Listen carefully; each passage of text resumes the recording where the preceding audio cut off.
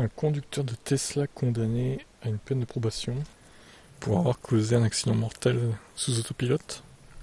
Kevin George Aziz Riyad a été condamné à 2 ans de probation dans ce qui est la première poursuite pour crime aux États-Unis pour un conducteur utilisant la technologie autopilote.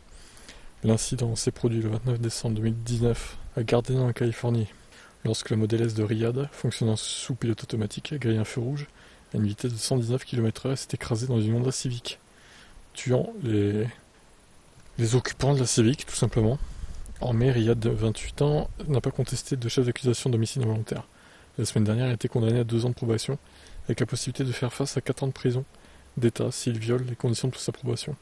En plus de la probation, Riyad doit effectuer 31 jours de travail pour Caltrans ou un autre groupe agréé, effectuant 100 heures de service communautaire, passer 90 jours en résidence surveillée et participer à un programme d'hôpital et de morgue.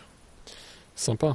Au cours du procès, le témoignage de l'ingénieur Tesla Eloy Rubio Blanco a révélé que les données d'accident récupérées du véhicule Tesla montraient que le volant restait proche de la position centrale et les capteurs indiquaient que la main de Riyad était sur le volant, à la fois avant et à l'heure de la collision.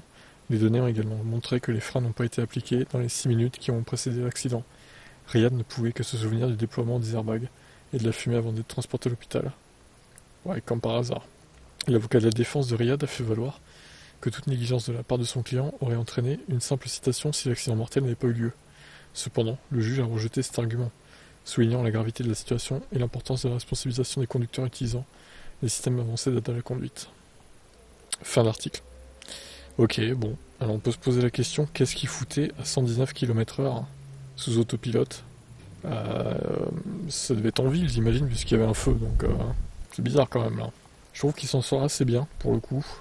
On aurait pu penser que, vu qu'il y a eu 2 victimes, il aurait été en prison direct. Mais non. Donc, il s'en sort plutôt bien, le monsieur. Allez, ciao.